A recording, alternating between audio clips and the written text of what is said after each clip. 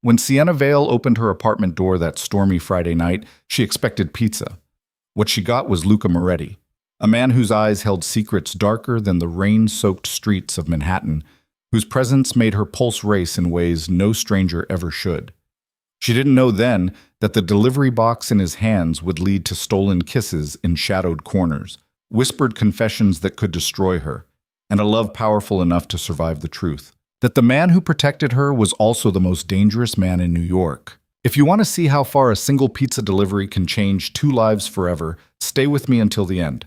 Hit that like button and drop a comment telling me what city you're watching from. I want to see how far this story travels. Now, let me take you back to where it all started. The rain hammered against Sienna Vale's window like it had a personal grudge. She barely noticed. Her eyes were burning from staring at her laptop screen for the past 6 hours.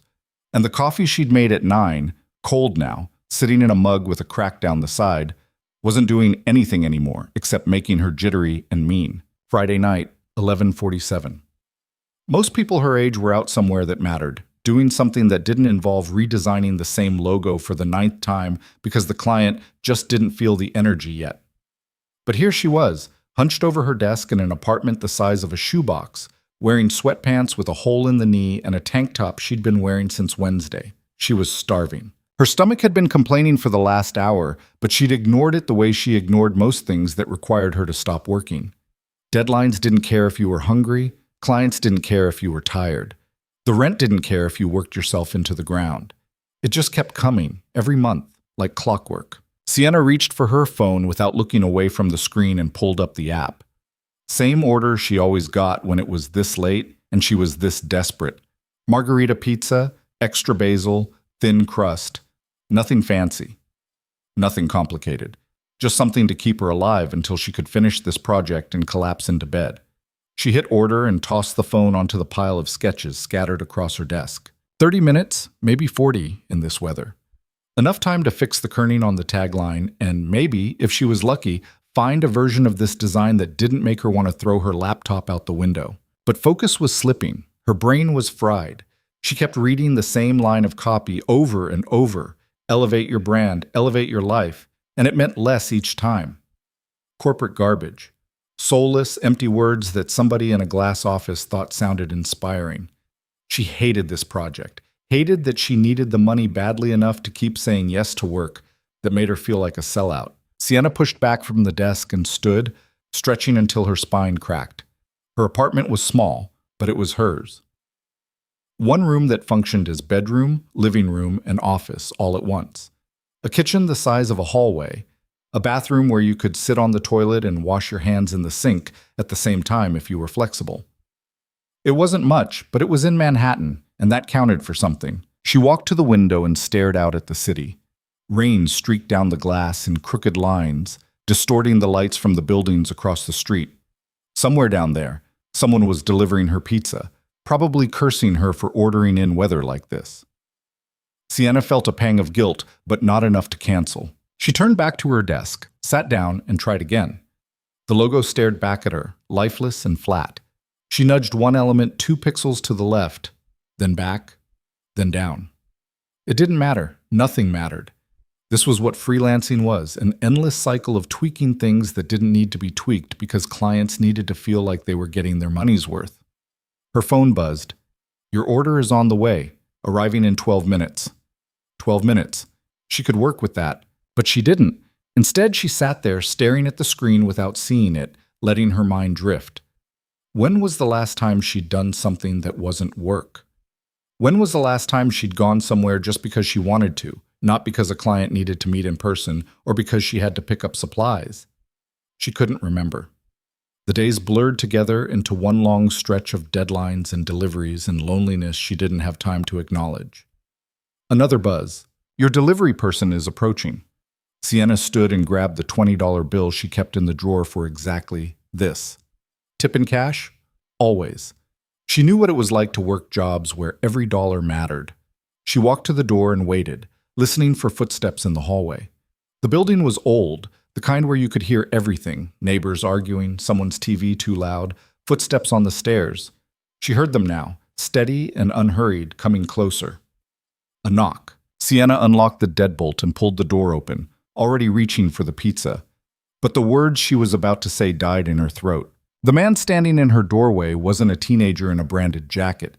He wasn't some college kid trying to make rent. He was tall, broad-shouldered, wearing a charcoal gray coat that looked expensive, even soaked through with rain. Dark hair, slicked back and dripping, sharp jaw. Eyes that were almost black focused on her with an intensity that made her take a step back without meaning to. He was holding her pizza. For a long, strange moment, neither of them spoke. Sienna said, because her brain had apparently shut down. C'est ça? Sienna Vale? His voice was low, rough-edged, with an accent she couldn't quite place. Not heavy, but there, Italian, maybe. Yeah, that's me. He held out the box. Your order. She took it, fingers brushing his for half a second, and felt something she couldn't name. Static, maybe? Or just her imagination, because she was tired and hadn't spoken to another human being in 3 days and her brain was doing weird things. Thanks, she said, fumbling with the 20 in her other hand. Here, keep the change. He didn't take it. It's fine, he said. No, seriously, it's pouring out there. You earned it. I don't need it. There was something in the way he said it, not rude, not arrogant, just certain, like he meant it in a way that went beyond not needing a $15 tip. Sienna lowered her hand, confused. Okay, well, thanks for bringing it up. You didn't have to do that. I know. Another silence. He was still looking at her, and she was suddenly painfully aware of the fact that she was wearing sweatpants with a hole in them, no bra, and hadn't brushed her hair since this morning. Is there something else? She asked, trying not to sound as awkward as she felt. No, but he didn't move. Okay. She started to close the door, then stopped. Wait, why did you bring it yourself? Don't you guys usually have drivers? We do. So, I wanted to. That should have sounded creepy. It should have set off every alarm bell she had. But the way he said it, steady, honest, like it was the simplest thing in the world, didn't feel threatening. It felt like something else, something she didn't have a word for. Well, Sienna said, clutching the pizza box like a shield, I appreciate it. He nodded once, a small, controlled movement. Then he turned and walked back down the hallway, his footsteps fading into the hum of rain against the building. Sienna stood in the doorway for longer than she should have, staring at the empty hall. Then she closed the door, locked it, and leaned against it with the pizza box still in her hands. What the hell was that? She muttered to herself. She carried the pizza to her desk, opened the box, and stared at it. Margarita, extra basil, thin crust, exactly what she ordered, but something about it felt different now, like it meant more than it should. She picked up a slice and took a bite. It was perfect. 3 days later, Sienna ordered again.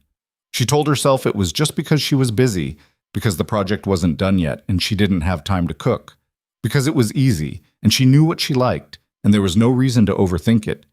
But when the knock came and she opened the door, part of her wasn't surprised to see him standing there again. Luca Moretti. She'd looked him up after the first delivery, unable to stop herself. Owner of Moretti's, one of the best Italian restaurants in Manhattan. Not a delivery guy. Not even close. And yet here he was, holding another pizza box, rain dripping off the shoulders of a different expensive coat. Hi, Sienna said, and this time she didn't sound quite as thrown. Hi. He handed her the box. She took it. You know you don't have to keep doing this, right? I know. So why are you? He looked at her for a long moment, and she felt that same pull again, something magnetic, something dangerous. Because I want to, he said. Sienna's pulse kicked. That's not a real answer. Yes, it is. She should have closed the door, should have said thank you and moved on with her life, but instead she heard herself say, Do you always do what you want? A faint smile touched the corner of his mouth. Not always. But this time you are. This time I am. She didn't know what to do with that. Didn't know what to do with the way he was looking at her, like she was something worth standing in the rain for. I'm not interesting, Sienna said suddenly, the words tumbling out before she could stop them. I work all the time. I don't go out. I barely leave this apartment. If you're looking for something exciting, you've got the wrong person. I'm not looking for exciting. Then what are you looking for? Luca didn't answer right away. When he did, his voice was quieter. I don't know yet. That honesty hit her harder than any smooth line could have. I have to go, Sienna said, stepping back. My pizza's getting cold. Right. But before she closed the door, he spoke again. Sienna. She stopped. Next time you order, he said, ask for me. I'll make sure it's right. It's always right. It can be better. She didn't know what to say to that, so she just nodded. And when the door closed between them, she stood there for a long time, holding the box, wondering what the hell she was getting herself into. Timbashi. A week passed. Sienna didn't order pizza. She told herself she was too busy, that she had other things to eat, that it didn't matter. But the truth was, she was scared. Not of him, of whatever this was. Of the way her stomach flipped when she thought about opening the door and seeing him there. Of the way she kept replaying their conversations, looking for meaning in every pause, every look. She didn't have time for this. Didn't have space in her life for someone like him, someone who looked at her like that, who brought her pizza in the rain for no reason, who made her feel seen in a way that was both thrilling and terrifying. So she avoided it, ordered Thai instead, made herself sandwiches, survived on coffee and granola bars and the stubborn belief that if she just ignored whatever was happening, it would go away. But on Friday night, exactly 2 weeks after that first delivery, Sienna broke. She was exhausted. The project was finally done, sent off with a polite email and a silent prayer that the client wouldn't ask for more changes. Her inbox was a nightmare. Her apartment was a mess. And she was so tired of pretending she didn't want to see him again. She opened the app, hesitated, then added a note to the order. Ask for Luca. Her heart was pounding when she hit confirm. 40 minutes later, there was a knock at her door. Sienna took a breath, smoothed down her shirt, a clean one this time, because she wasn't completely reckless, and opened it. Luca stood there, pizza in hand, looking at her like he'd been waiting for this. Hi, she said. Hi. She took the box. He didn't let go right away. You asked for me, he said. I did. Why? Sienna met his eyes. Because I wanted to. That smile again, small and devastating. Good answer. He let go of the box. Wait, Sienna said before he could leave. Do you want to come in? Luca went still. You sure? No, she admitted, but I'm asking anyway. He studied her for a moment like he was weighing something she couldn't see. Then he stepped inside. Sienna closed the door behind him and tried not to think about what she was doing. Her apartment looked smaller with him in it. He filled the space in a way that wasn't physical, exactly, but undeniable. She watched him take in the room, the desk covered in sketches, the half-dead plant on the windowsill, the unmade bed shoved against the wall. Sorry about the mess, she said, setting the pizza on the desk. I wasn't expecting company. It's fine. Do you want some? She gestured at the box. I always order too much. I'm good. Sienna grabbed a slice and sat on the edge of her bed because there was nowhere else. Luca stayed standing, hands in his pockets, looking like he belonged somewhere much nicer than this. So, Sienna said after a bite, are you going to tell me why you keep delivering my pizza? I thought I did. Because you want to isn't an explanation. It's an evasion. Luca's mouth twitched. You're direct. I'm tired. It makes me honest. He moved to the window, looking out at the rain. You seem like someone who works too hard. That's not an answer. No, he agreed. It's an observation. Fine, here's mine. You seem like someone who doesn't usually deliver pizza. I don't. So why start now? He turned to look at her, and the weight of his attention made her forget how to breathe. Because the first time I saw you, Luca said slowly, you looked like you'd forgotten what it felt like to be taken care of. And I couldn't stop thinking about it. Sienna's chest tightened. You don't know me. I know that. Then why do you care? I don't know yet, he said again, echoing what he'd told her before. But I'd like to find out. She should have laughed, should have told him that was the worst line she'd ever heard. But it didn't feel like a line. It felt real. I don't have time for this, Sienna said quietly. Whatever this is. I'm not asking for your time. Then what are you asking for?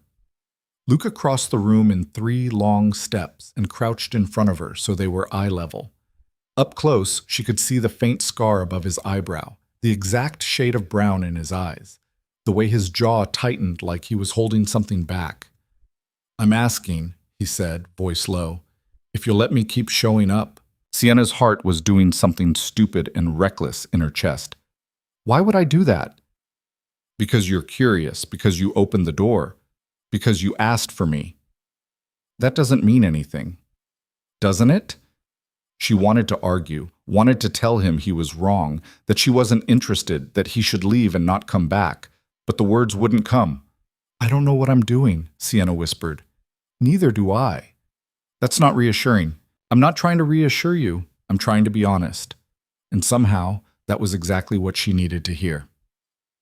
He left 20 minutes later after she'd finished her pizza, and they talked about nothing important. Her work, the weather, the fact that her plant was definitely dying and she had no idea how to save it. Easy things, safe things. But when he stood at the door, coat back on, ready to disappear into the rain again, Sienna felt something shift. Luca, she said. He turned. When you come back, she said carefully, bring yourself something to eat. You can't just stand there watching me. His smile was slow, genuine. Deal. And then he was gone. Sienna locked the door, leaned against it, and let out a breath she didn't know she'd been holding. This was stupid, reckless, probably a terrible idea. But when she climbed into bed that night, she was smiling. The next delivery came 4 days later. This time, Sienna was ready. She'd showered, brushed her hair, wore jeans that didn't have holes in them. She told herself it didn't mean anything, that she just felt like looking presentable, but she knew she was lying. When the knock came, she didn't hesitate. Luca stood there with 2 boxes this time. One for you, he said, holding up the first. One for me. Sienna laughed before she could stop herself. You remembered. I remember everything you say. That should have sounded cheesy. Instead, it made her stomach flip. They ate together this time, sitting on opposite ends of her bed because she still didn't have furniture worth mentioning. He asked about her work, and she found herself actually talking about it, not the sanitized version she gave clients, but the real frustration, the burnout, the feeling that she was good at something that didn't matter. It matters, Luca said. How do you know? Because you care about it. That's enough. That's naive. Maybe. But I'd rather be naive than cynical. Sienna looked at him, this man who delivered her pizza and said things that made her chest ache, and wondered how someone like him existed. What about you? She asked. What do you care about? Luca was quiet for a moment. Family, loyalty, keeping my word. That's very old-fashioned. I am old-fashioned. How old are you? 34. And you've never been married? No. Why not? He looked at her, something unreadable in his expression. Because I was waiting for the right reason. Sienna's breath caught. What's the right reason? I'll know when I find it. The air between them felt heavy, charged with something she didn't have a name for. I should go, Luca said, standing. You don't have to. I do.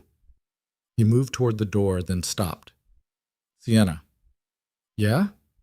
Next time, don't order. Just text me. I'll bring you whatever you want. She blinked. You're giving me your number?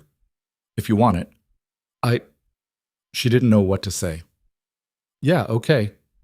He pulled out his phone and she did the same, and 30 seconds later she had Luca Moretti's contact saved in her phone like it was the most natural thing in the world.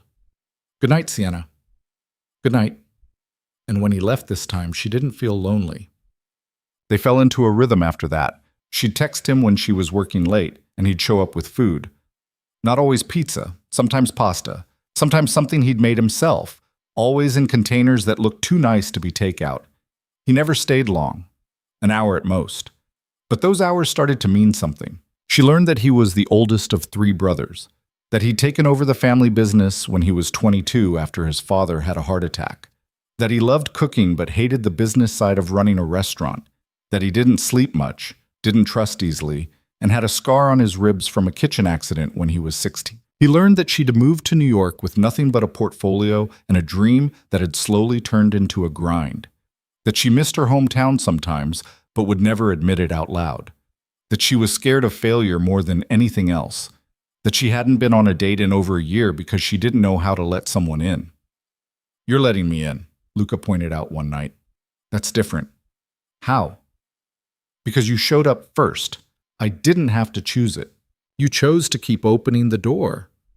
He was right. She hated that he was right. Us. 6 weeks after that first delivery, Luca took her to his restaurant. It was a Tuesday night, late, after the last customers had left. He texted her at 11. "Are you hungry?" She was always hungry. "Come downstairs, I'm outside."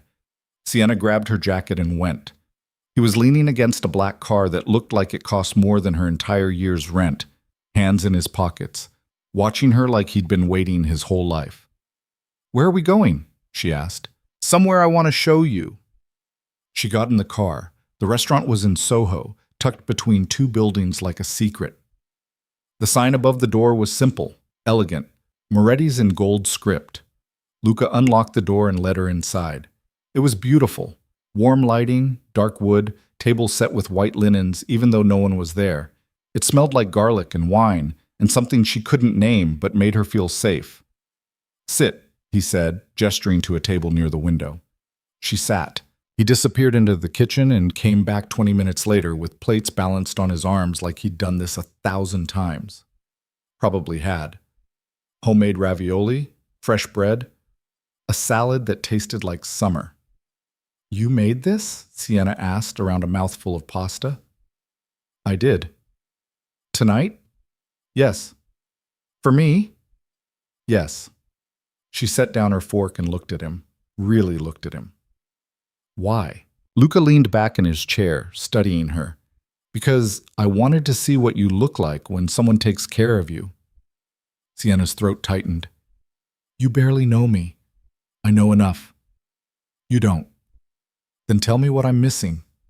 And somehow, in that quiet restaurant with the city humming outside, she did. She told him about the night she cried in the shower because she didn't know if she was good enough. About the clients who treated her like she was replaceable. About the loneliness that had become so normal she'd stopped noticing it until he showed up and reminded her what it felt like to be seen. Luca listened to all of it without interrupting. And when she was done, he reached across the table and took her hand. "You're good enough," he said. "And anyone who makes you feel otherwise is wrong." Sienna wanted to believe him, wanted it so badly it hurt. "I don't know how to do this," she whispered. "Do what?" "Let someone in." "You're already doing it." "I'm terrified." "Good," Luca said. "So am I." And then he stood, came around the table, and pulled her to her feet. "What are you doing?" she asked. "Something I've wanted to do since the first time I saw you." He kissed her. It wasn't soft, wasn't tentative. It was certain, claiming, the kind of kiss that rewrote everything she thought she knew about wanting someone. When they finally pulled apart, Sienna was breathless. "Stay," Luca said against her mouth. "Stay where?" "Here. With me. Tonight." She should have said no, should have gone home, created distance, protected herself. But she didn't. "Okay," she whispered. And when he led her upstairs to the apartment above the restaurant, his apartment, she realized, she didn't hesitate. Tit. They didn't sleep much that night. Afterward, lying in his bed with the city lights filtering through the window, Sienna traced the scar on his ribs. "Tell me about this," she said. "Kitchen accident. I told you." "Tell me the real story." Luca was quiet for a long time. "My father and I were fighting. I wasn't paying attention. Grabbed a pan that was still hot." "What were you fighting about?" "The business. He wanted me to take over. I wanted to be a chef, not a boss. And now you're both." "Now I'm both." Sienna pressed a kiss to the scar. "Do you regret it?" "Sometimes. But if I hadn't taken over, I wouldn't be here, and you wouldn't be in my bed." She smiled against his skin. "Is that your way of saying it was worth it?" "That's exactly what I'm saying." She looked up at him, at this man who'd walked into her life carrying pizza and somehow became the person she thought about first thing in the morning and last thing at night. I'm still scared, she admitted. I know. What if this doesn't work? What if it does? Sienna didn't have an answer for that. But when Luca pulled her closer and she felt his heartbeat against her cheek, steady and sure, she thought maybe she didn't need one. Not yet. Morning came too fast. Sienna woke to sunlight and the smell of coffee. Luca was already up, standing at the stove in sweatpants and nothing else. Making breakfast like this was something they did every day. Morning, he said when he saw her watching. Morning. Hungry? Always. He plated eggs and toast and set it in front of her. They ate in comfortable silence, and Sienna realized this was the first time in years she'd felt easy. Like she didn't have to perform or prove anything. I have to go, she said eventually. I have a meeting at 2. I'll drive you. You don't have to. I want to. There it was again. That phrase that was starting to mean everything. Dance. But as Luca drove her home, something shifted. His phone rang. He ignored it. It rang again and again. You should get that, Sienna said. It can wait. Luca. He answered on the 4th ring, voice clipped. What? Sienna couldn't hear the other side of the conversation, but she watched his expression change, jaw tightening, eyes going hard. I'll be there in 20, he said, and hung up. Everything okay? She asked. Yeah, just work. But it didn't feel like just work. It felt like something else. Something he wasn't telling her. Luca, it's fine, Sienna. His voice was different now, distant. I'll drop you off. The rest of the drive was silent. When they pulled up outside her building, she didn't get out right away. Are you going to tell me what's wrong? She asked. Nothing's wrong. You're lying. He looked at her then, and for the first time since they'd met, she saw something in his eyes that scared her. There are parts of my life you don't know about, Luca said carefully. Parts I can't explain right now. Then when? I don't know. Sienna's chest ached.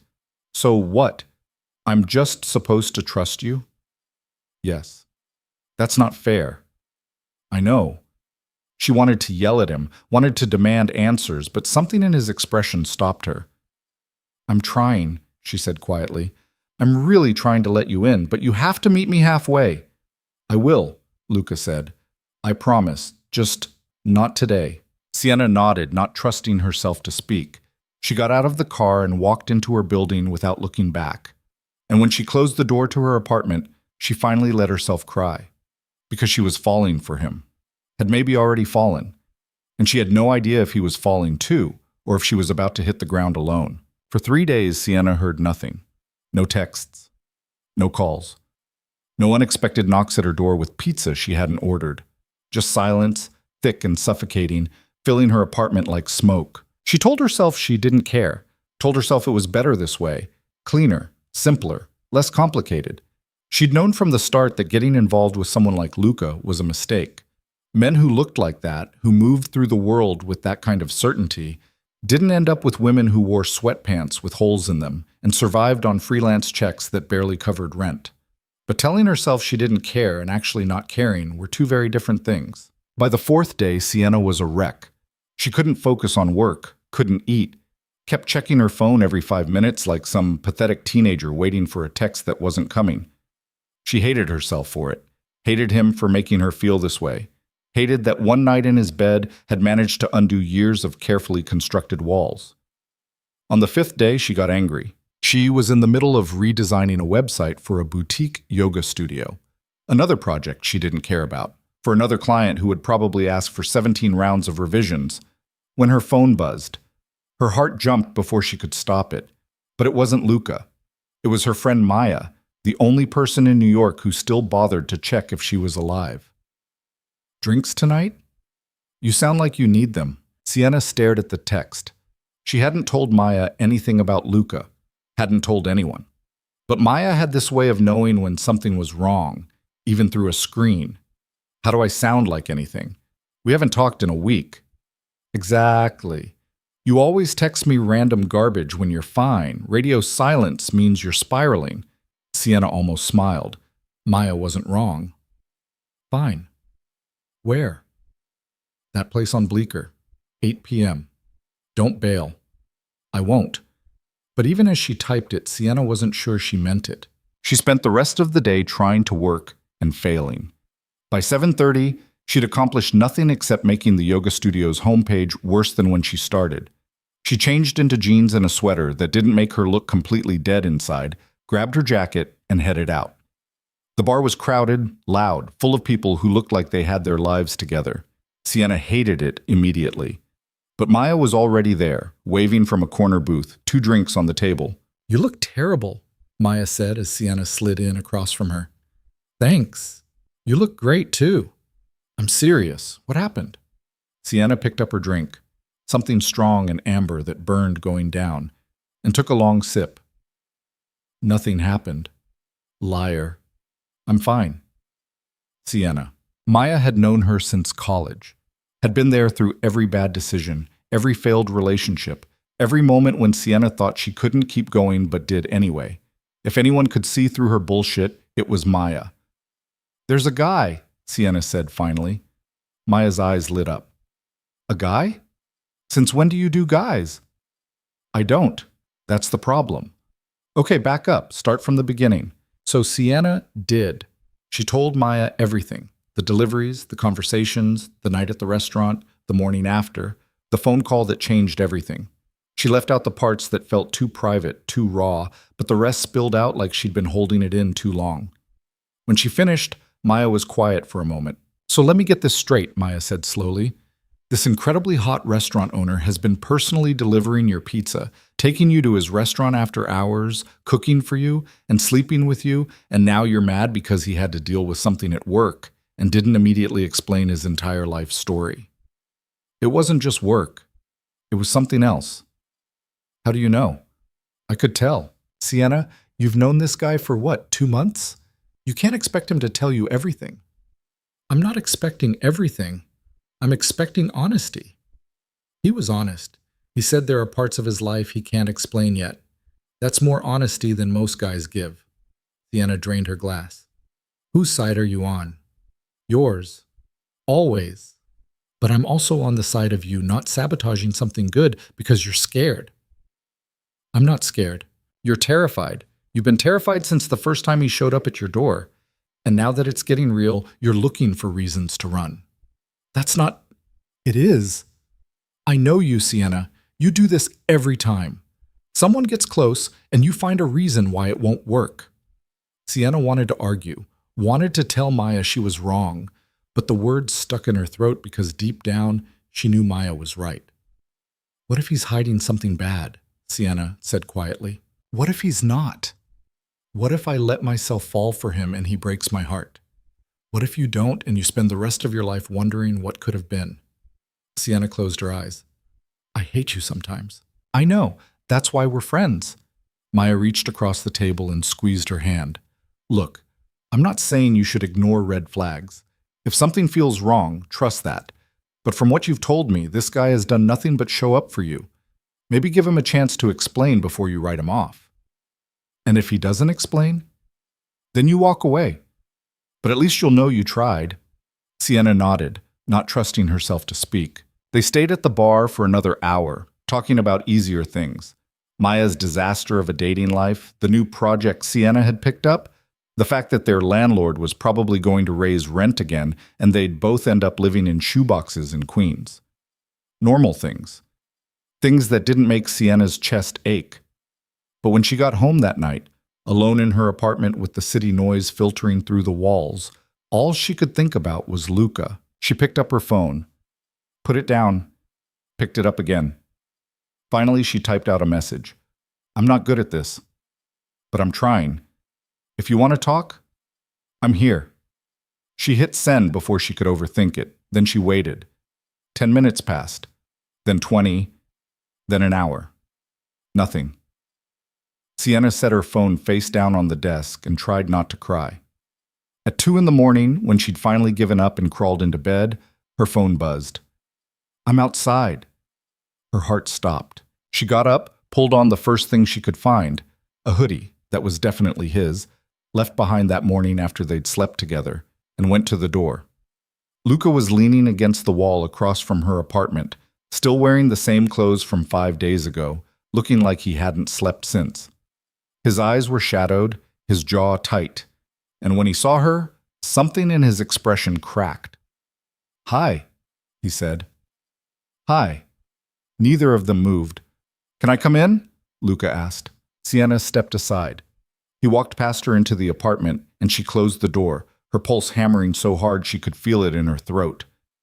"I'm sorry," Luca said, turning to face her. "I shouldn't have shut you out." "No, you shouldn't have." "I wanted to explain. I just—" He stopped, ran a hand through his hair. "I didn't know how." "Try now." He looked at her for a long moment, and she saw something she'd never seen before in his eyes. Fear. "My family," Luca said slowly, "is complicated." "Complicated how?" "Complicated in ways I can't fully explain without putting you in the middle of something you didn't sign up for." Sienna crossed her arms. "That's not an answer. It's the only one I can give right now." "Why?" "Because I'm trying to protect you." "From what?" "From me. From them. From everything." Sienna felt something twist in her chest. "I don't need you to protect me, Luca. I need you to be honest."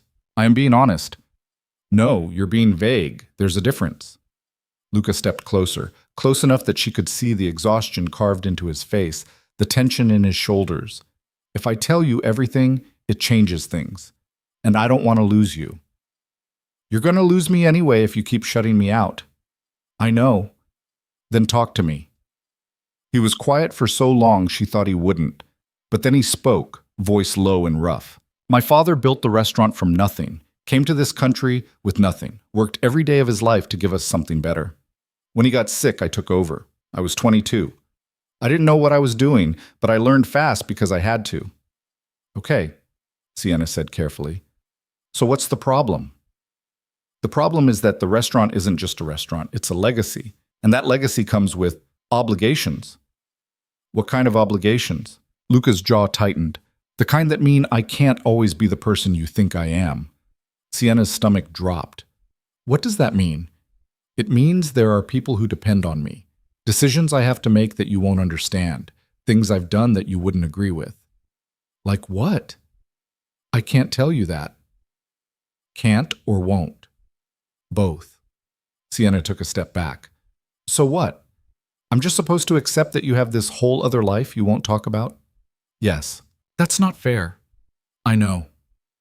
"Then why are you asking me to?" Luca closed the distance between them in 2 strides and took her face in his hands, forcing her to look at him. "Because I'm falling for you, and I know it's selfish, and I know I don't deserve it, but I'm asking you to trust me anyway." Sienna's breath caught. "You can't just say that and expect it to fix everything."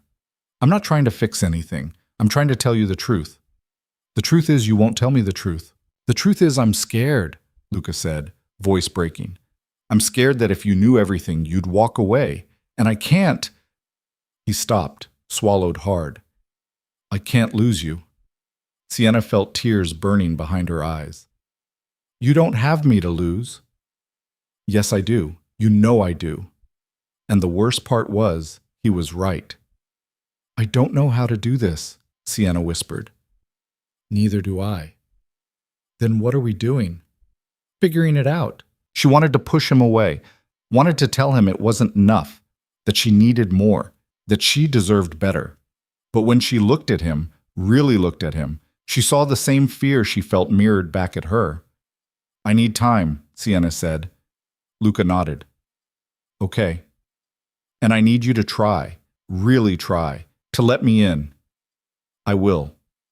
"Promise me." "I promise." Sienna didn't know if she believed him, but she wanted to. "Stay," she said quietly. "Are you sure?" "No, but stay anyway." Luca pulled her into his arms, and she let herself sink into him, breathing in the smell of rain and something darker, something she couldn't name but was starting to recognize as just him. They didn't talk after that, just held each other in the middle of her tiny apartment while the city hummed outside and the weight of everything unsaid pressed down on them like a storm waiting to break. When they finally moved to the bed, it wasn't like the first time. It was slower, quieter, tinged with something that felt like desperation. like they were both trying to hold on to something that was already slipping through their fingers. Afterwards, Sienna lay with her head on his chest, listening to his heartbeat, and wondered how long they could keep doing this before one of them broke. "Tell me something true," she said into the darkness. Luca's hand stilled in her hair. "What do you want to know?" "Anything, just something real." He was quiet for a long time. Then, "I've never felt like this before. Not with anyone." "Like what?" "Like I'd burn the whole world down if it meant keeping you safe." Sienna's throat tightened. "That's dramatic." "I know." "Do you mean it?" "Yes." She closed her eyes. "That scares me." "It should." "Why?" "Because I mean it." And somehow that made it worse. In the morning, Luca was gone. But there was a note on the pillow, written in sharp, slanted handwriting. "I meant what I said. Give me time. I'll prove it." Sienna read it 3 times before she folded it and put it in the drawer with all the other things she couldn't bring herself to throw away. Then she got up, made coffee, and tried to pretend her hands weren't shaking. The days after that were strange. Luca texted her every morning, nothing heavy, just small things. "Good morning. Did you sleep? Eat something today?" Like he was checking in, making sure she was still there. And she was. She didn't know why, but she was.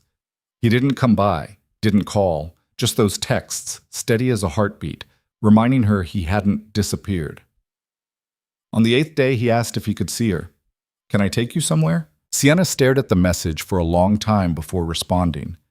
"Where?" "Somewhere that matters. Trust me." She almost said no. Almost told him she needed more time, more space, more something. But Maya's words kept echoing in her head. Give him a chance to explain. "Okay." He picked her up at 7. Same black car, same unreadable expression, but when he looked at her, there was something softer there. Something that looked almost like relief. "Where are we going?" Sienna asked as she got in. "Brooklyn." "That's specific." "You'll see." They drove in silence, the city lights blurring past the window.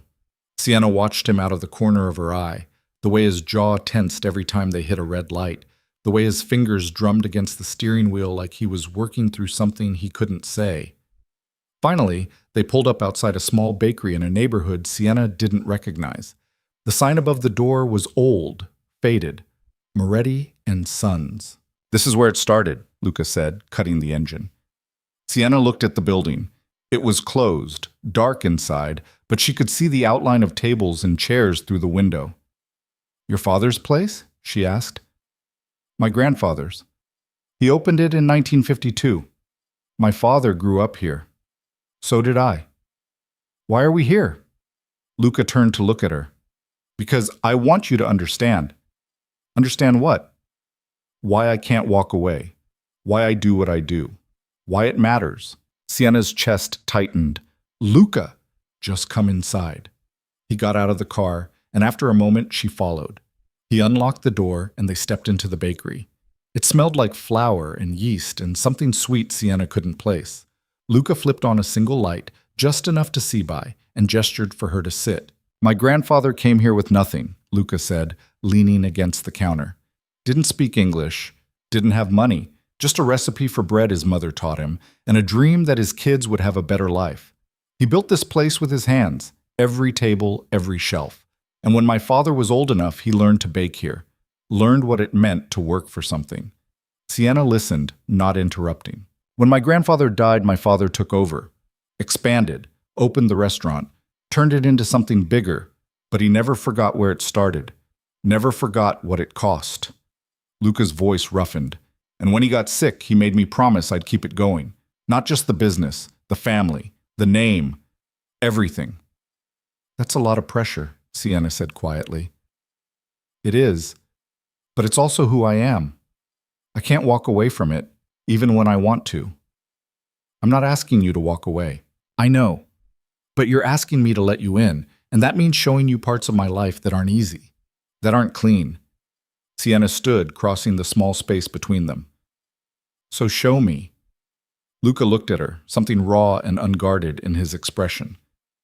"What if you don't like what you see?" "What if I do?" He didn't have an answer for that. Instead, he pulled her close, resting his forehead against hers. I don't know how to be both. The man you need and the man they need. Maybe you don't have to choose. It's not that simple. Nothing ever is. They stood like that for a long time, breathing the same air, holding on to each other like they were the only solid thing in a world that kept shifting. When they finally left the bakery, Luca drove her home in silence. But this time, the silence didn't feel heavy. It felt like something else. Like understanding, maybe. Or at least the beginning of it. At her door, Sienna turned to him. Thank you for showing me. Thank you for coming. Luca? Yeah? I'm still scared. Me too. But I'm not running. Something shifted in his eyes. Neither am I. And when he kissed her goodnight, it felt different, less desperate, more certain.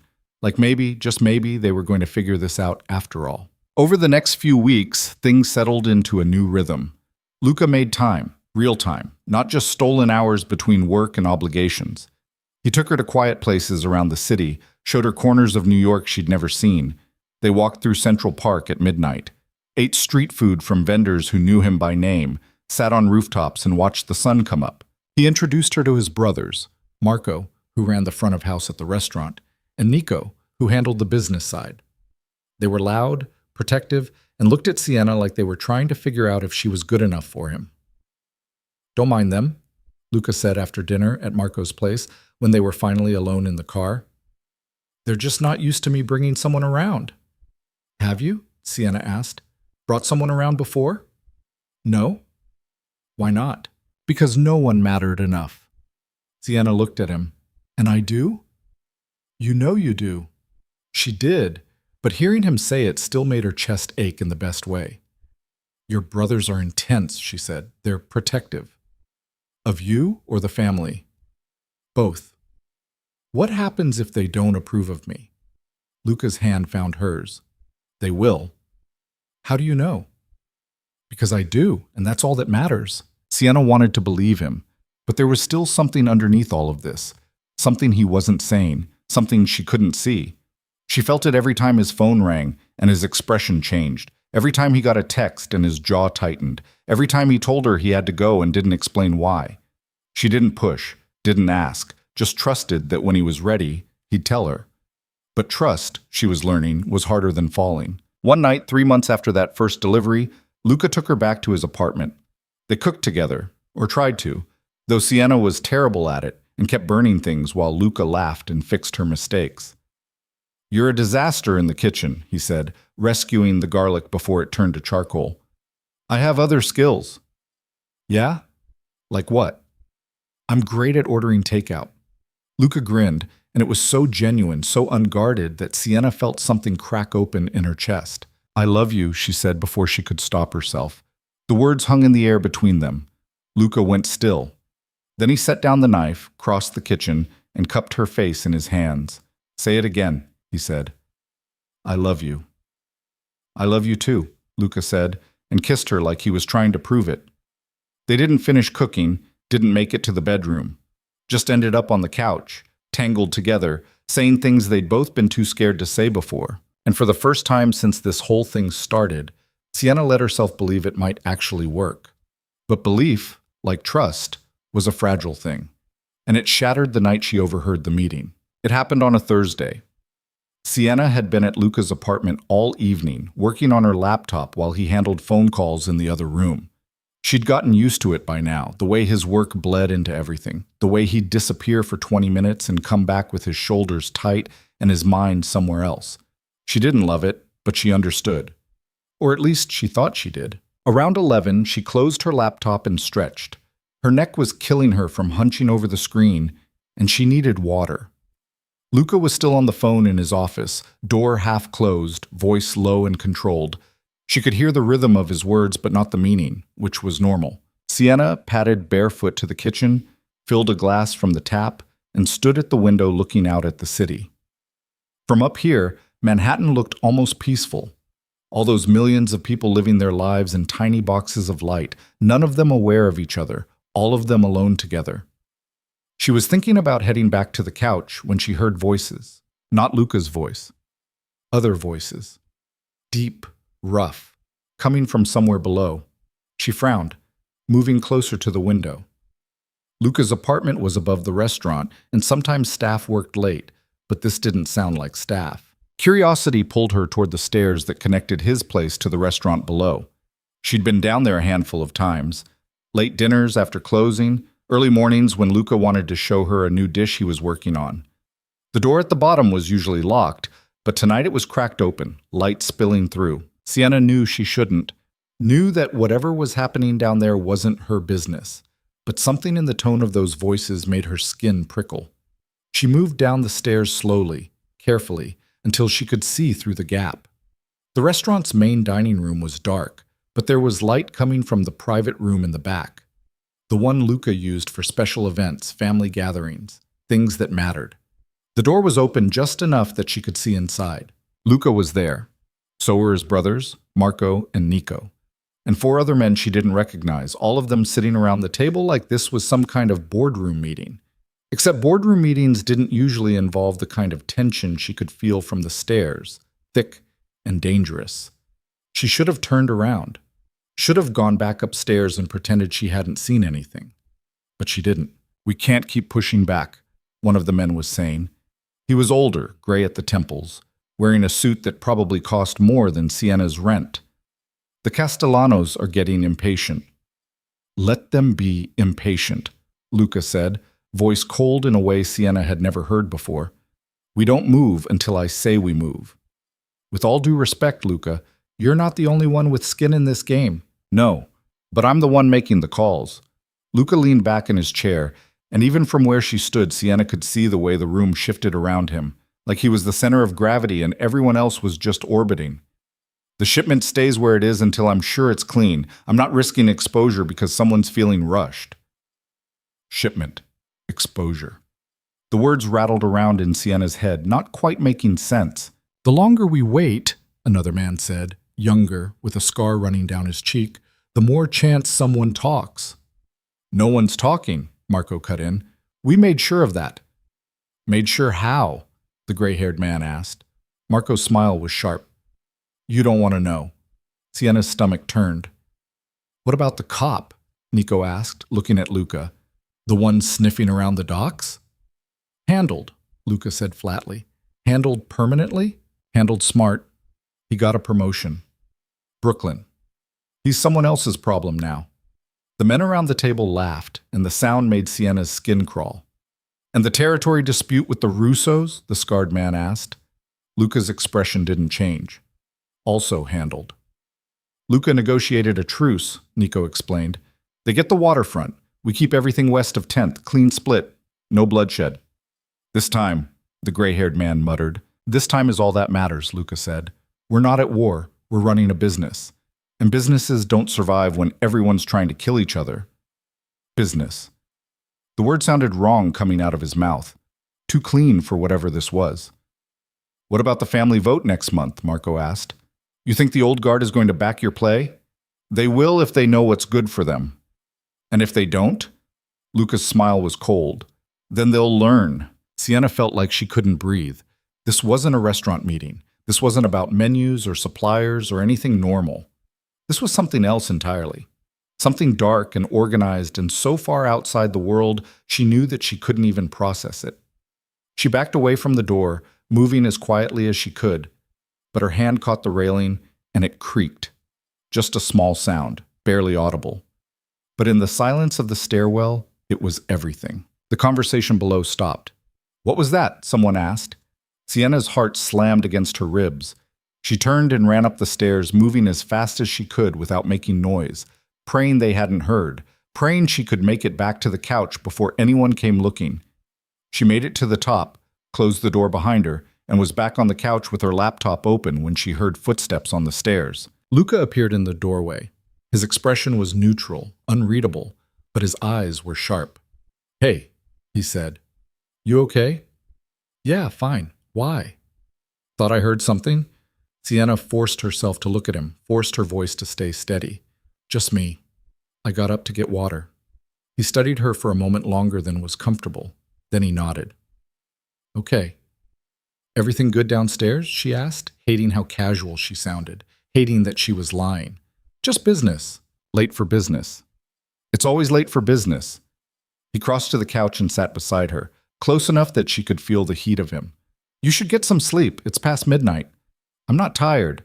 Liar. Sienna closed her laptop. Are you done with your meeting? Almost. Give me another 20 minutes, then I'm all yours. She wanted to scream, wanted to ask him what the hell she'd just overheard, who those men were, what kind of shipment he was talking about. But fear kept her quiet. Fear and the terrible certainty that if she asked, everything between them would change. Okay, she said instead. Luca leaned in and kissed her forehead. I love you. The words felt like a punch. I love you too. He stood and headed back downstairs, and Sienna sat there in the dark, shaking. She didn't sleep that night, just lay in his bed staring at the ceiling while he finished his meeting, while he came back upstairs and stripped down to nothing and climbed in beside her, while he pulled her close and fell asleep with his arm around her waist like everything was normal. But nothing was normal. Nothing would ever be normal again. In the morning, Sienna waited until Luca was in the shower before she grabbed her phone and did what she should have done weeks ago. She searched his name. Really searched it. The way you search someone when you're looking for the truth, not the version they want you to see. The first few results were what she expected. Reviews of the restaurant. Articles about him being one of New York's most eligible bachelors. A piece in a food magazine about the Moretti family legacy. But then she found the other articles, the ones buried deeper. A blog post from a crime reporter about organized families in New York. The Morettis were mentioned, not by name exactly, but by implication. References to one of the city's oldest Italian establishments, with rumored connections to traditional networks.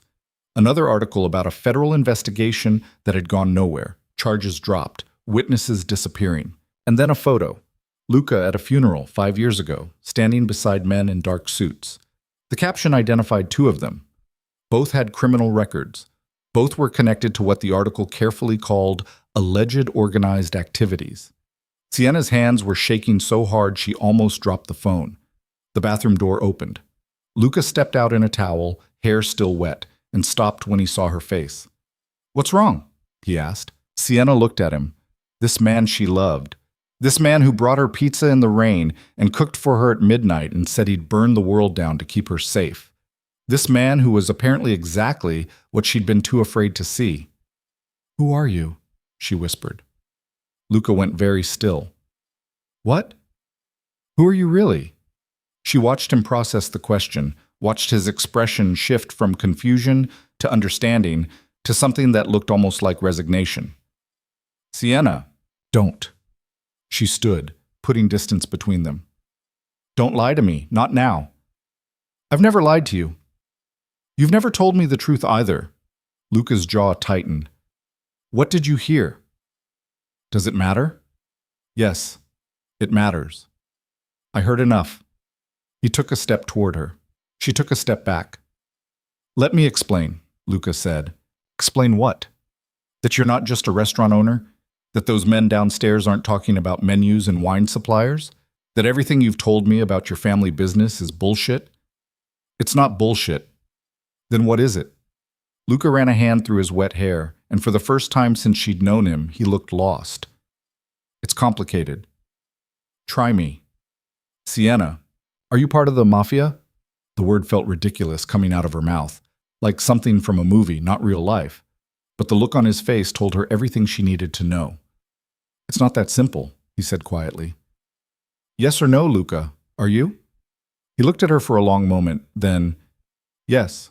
The word hit her like a physical blow. She'd known.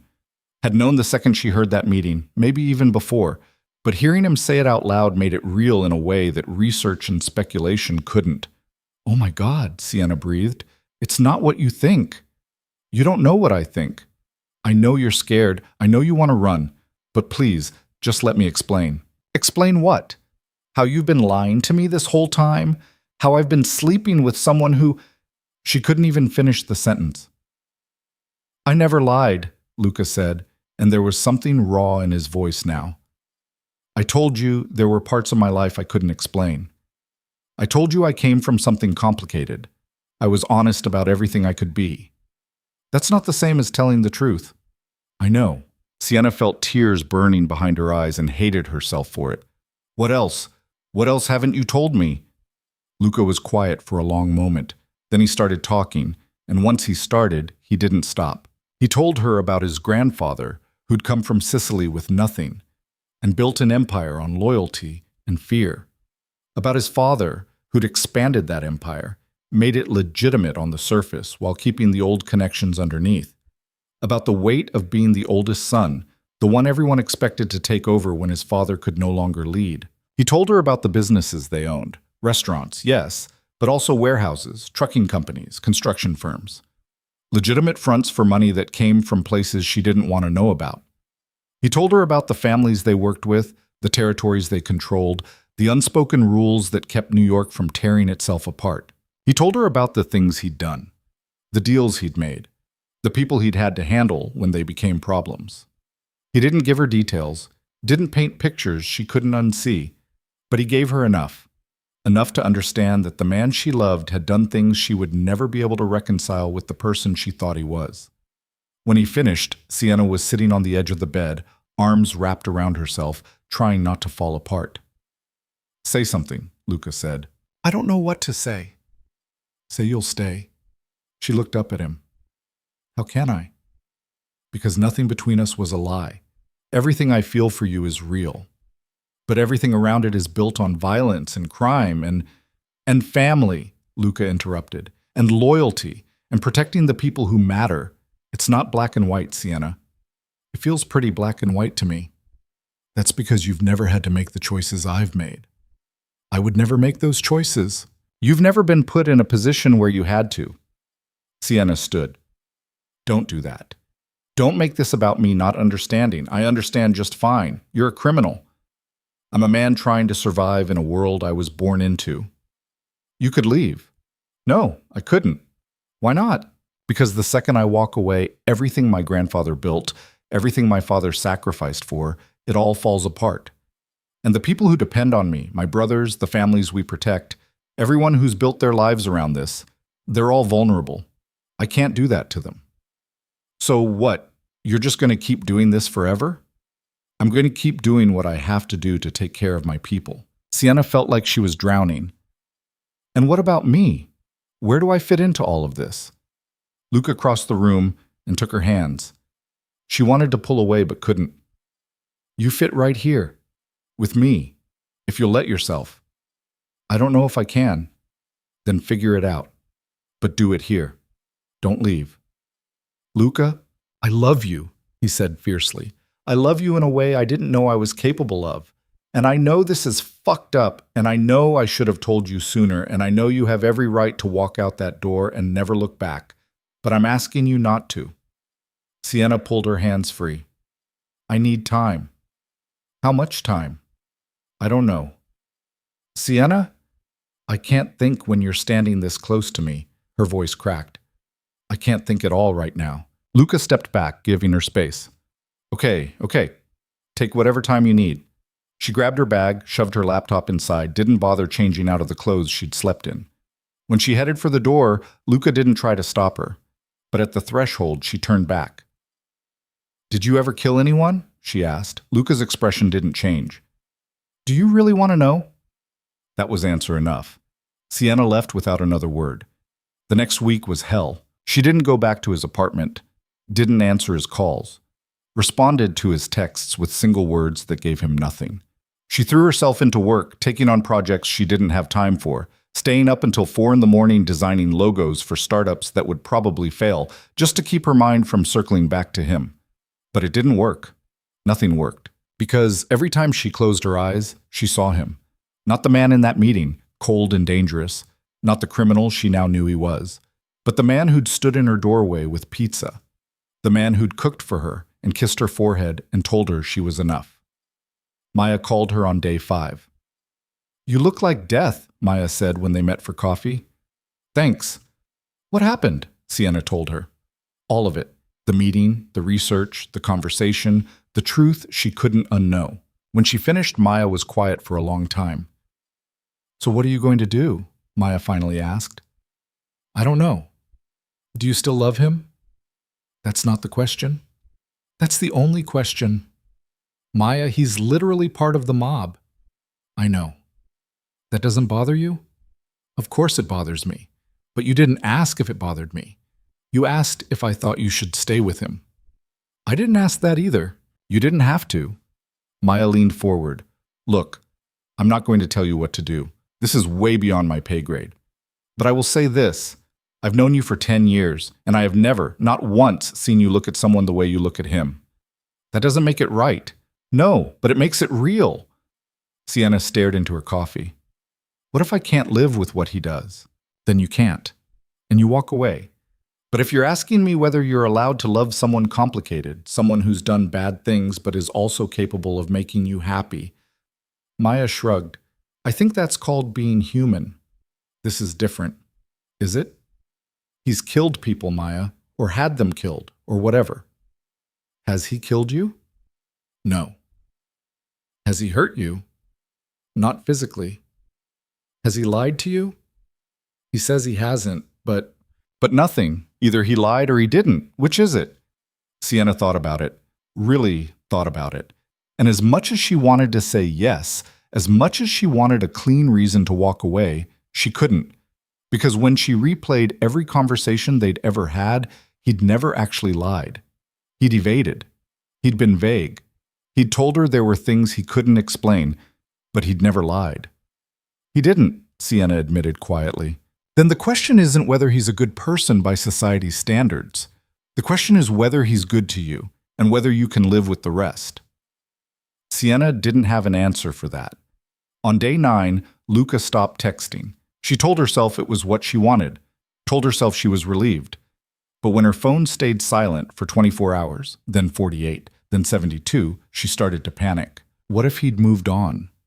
What if he'd decided she wasn't worth the trouble? What if she'd waited too long, and now it was too late? On day 12, she broke. She texted him at 2 in the morning when she couldn't sleep and couldn't stop thinking and couldn't take the silence anymore. Can we talk? The response came 30 seconds later. When? Now? I'll be there in 20. Sienna got out of bed, pulled on jeans and a hoodie, tried to make her hair look like she hadn't been lying awake for hours. When the knock came, she took a breath and opened the door. Luca looked worse than she felt. Tired, unshaven, wearing clothes that looked slept in. But when he saw her, something in his expression shifted. Hi, he said. Hi. Neither of them moved. Can I come in? Luca asked. Sienna stepped aside. He walked past her into the apartment and she closed the door, her heart hammering. I'm sorry, she said before he could speak, for shutting you out, for not answering, for... Don't apologize. But you had every right to be angry, every right to need space. I'm not going to hold that against you. Sienna looked at him, this man who'd just spent almost 2 weeks in silence, waiting for her to figure out what she wanted. I don't know if I can do this, she said. I know, but I don't know if I can walk away either. I know that too. So what do we do? Luca moved closer. We figure it out, together, one day at a time. What if I can't handle it? What if it gets too much? Then you tell me, and we deal with it. What if I ask you to leave, to walk away from all of it? Then I'd tell you I can't, and you'd have to decide if that's something you can live with. Sienna's eyes burned. That's not fair. Life isn't fair. But I'm not going to lie to you about who I am or what I can change. I can't walk away from my family. I can't undo the things I've done. But I can promise you that I will never put you in danger, that I will never let my world touch you in a way that hurts you, and that I will love you until the day I die. How can you promise that? Because I already do. Sienna felt something break inside her. All the walls she'd built, all the reasons she'd tried to convince herself this couldn't work, all of it crumbled. I love you, she whispered. I hate that I do, but I can't help it. Then don't help it. It's not that simple. It is exactly that simple. And before she could argue, he kissed her. It was different this time, desperate and angry and full of everything they hadn't said. She kissed him back like she was trying to punish him for making her feel this way, for turning her life upside down, for being someone she couldn't have and couldn't let go of. When they finally pulled apart, both of them were breathing hard. I need you to be honest with me, Sienna said. About everything. No more secrets. I'll tell you what I can. That's not good enough. It's all I can give. She wanted to scream, but she also understood. Some things couldn't be shared. Some truths were too dangerous to speak out loud. Okay, she said finally. Then I need boundaries. Things I don't want to know. Lines you don't cross with me. Tell me what they are. I don't want to meet those men, the ones from the meeting. I don't want to know about the business side of things. I don't want details about what you do or how you do it. Luca nodded. Done. And if something happens, if there's danger, if things get complicated, you have to tell me. You don't get to protect me by keeping me in the dark. I can do that? Promise me. I promise. Sienna searched his face, looking for the lie, the crack, the thing that would give her permission to walk away. But all she saw was the truth. Messy and complicated and completely real. Okay, she said. Okay? Okay. Luca pulled her close, and she let herself sink into him, breathing in the smell of him, feeling the steady beat of his heart against her cheek. I thought I lost you, he said quietly. You almost did. But I didn't. No, you didn't. They stayed like that for a long time, holding each other in the middle of her tiny apartment while the city hummed outside and everything between them shifted into something new, something harder, something scarier, but also something real. And when they finally moved to the bed, it wasn't about passion or desperation. It was about choosing each other despite everything, about deciding that whatever this was, it was worth fighting for. In the morning, Sienna woke up to find Luca already awake, watching her. What? She asked. Nothing, just looking at you. That's creepy, he smiled. You're beautiful when you sleep.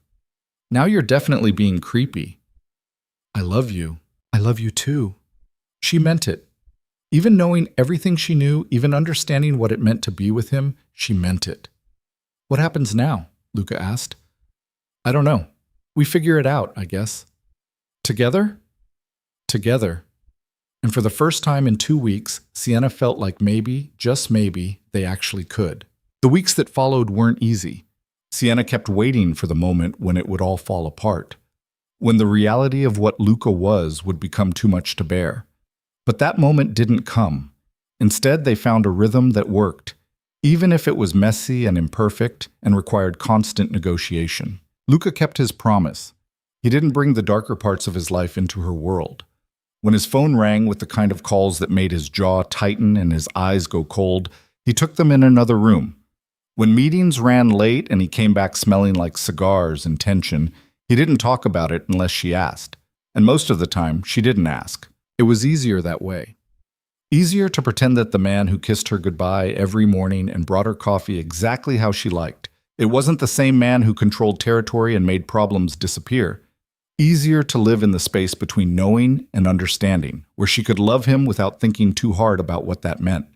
But some things couldn't be avoided. 3 weeks after they'd gotten back together, Luca told her his mother wanted to meet her. Absolutely not, Sienna said immediately. They were in his kitchen, making dinner, or rather, Luca was making dinner while Sienna sat on the counter drinking wine and pretending to help.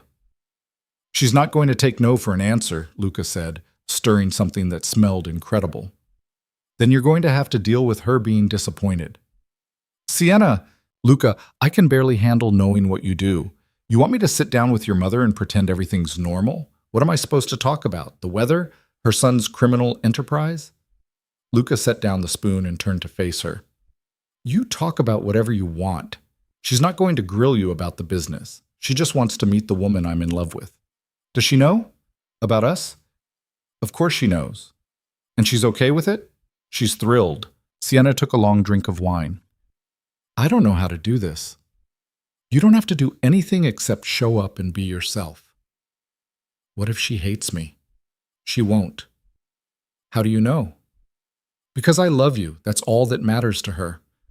Sienna wanted to believe him, but the idea of sitting across from the woman who'd raised Luca, who'd built a life around the same world Sienna was trying not to think about, made her stomach turn.